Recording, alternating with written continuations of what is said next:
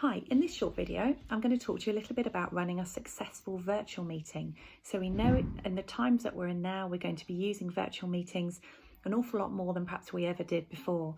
So I've just got a few hints and tips that might make that a little bit easier for you, whether you're attending the meeting or whether you're going to be running the meeting. So the first tip is about getting comfortable with the tech. So what are you going to be using? Are you using Skype? Are you using Microsoft Teams? What's your method? A Zoom call is another one. What's the method you're going to be using? Make sure you're comfortable with the functionality of that bit of kit before you try and use it. So maybe go online and do some training so that you know how everything works. If you need to record the session, how that works, maximum numbers, all of those things are really important to make sure it flows smoothly. Where you can, invite people to use their video. That really helps you with kind of recognising any non-verbal cues that they could be giving you. We know when we're face to face, it's easy to pick up on body language, or easier. But when you haven't got anything at all, if it's just a voice call, that's really, really difficult. So where you can, ask people to turn their video on. One point to note there, though, is that some people might feel uncomfortable doing that. And what you don't want to do is stop them participating as much as you would have expected or liked them to. So just be aware of that, and how you positioning that is really key. The second tip is around having set goals. No, it isn't. It's around having set roles even. So who's going to facilitate the meeting? So we know that a facilitator's job is, the definition there is to make things easy. So 4 key things that a facilitator needs to do.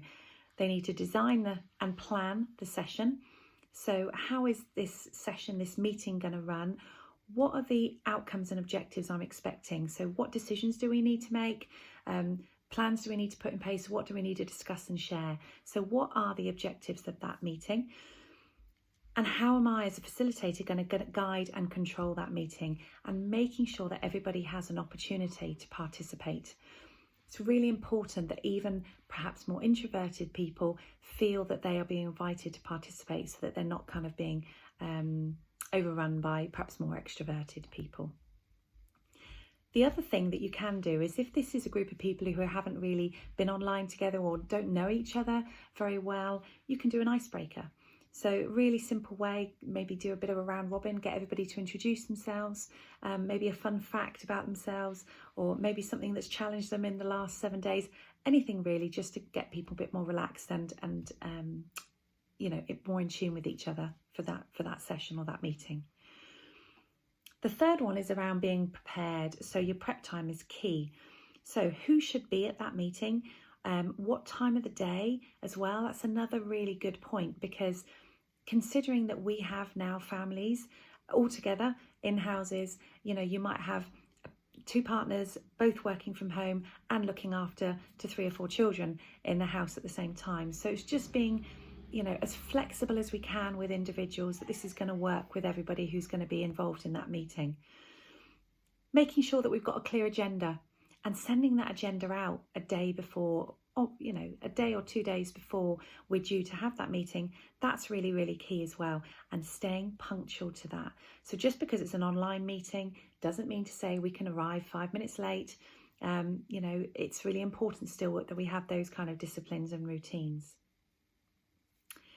If you're going to have a longer meeting or a longer session, and you've got kind of chunkier things to discuss, it's useful breaking them down into sort of 10 to 15 minute slots.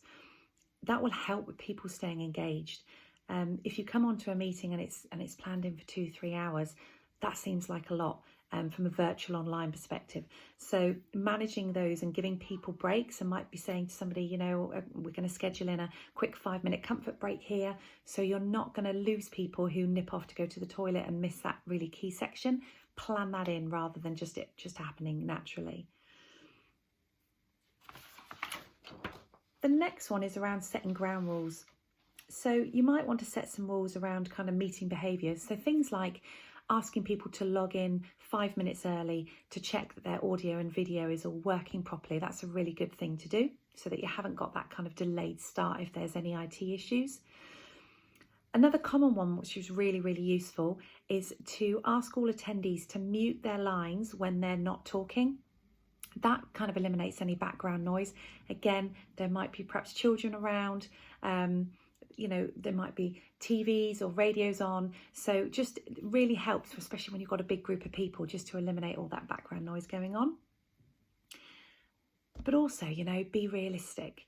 So if somebody's child pops up and waves at the camera, it's not the end of the world. That's where we are right now, and that's what we're dealing with. So just be realistic in terms of those expectations, and embrace getting to know your team in an even more personal way than perhaps you did before. The final tip I'm going to give you is around kind of being comfortable with virtual communications. So what I mean by that is we know that 55% of our communication is just down to body language when we're talking to somebody, when we're interacting with somebody. So that can be lost in virtual meetings. So take into consideration this by showing that you're really listening to the people who are talking. So use those skills such as summarising back what they've said, asking questions relative to what they've just told you to make sure you've got it. And you can do things like communicate your feelings about things through your choice of words. So things like, I'm excited by what you've just worked on, or I'm really disappointed by how that's, been perceived. So use your language, which is even more important now that we're not giving so much of an impression away with our body language. Guide discussion is another one. So believe me, I've done this before. I've been on a webinar and I've just thrown out a general question, and you get kind of that tumbleweed afterwards because nobody wants to go first or interrupt anybody else. So when you're guiding discussion, ask questions, direct questions to people rather than just leaving it open. So Peter, talk to me about the meeting you had yesterday, rather than just a general one. And making sure that you're asking everybody for their input. It's really important. And don't forget, there's those amongst us who need that time to reflect. So, allow some time for pauses, and even say, right, before we move on to our next subject, let's have a couple of minutes to think about what we've just gone through, and then we've got some time for any questions. So finally, just wanted to say really that this is a new way of working for a lot of people. So let's, share what's working for us. Some of your things that you try will work, some won't. That's absolutely fine, but you're not going to know unless you try it. So let's embrace virtual meetings, because we're going to be using them for a while, certainly. But, just be kind to yourself and kind to the people you're working with. Hope you found this useful. Speak to you again soon. Thank you.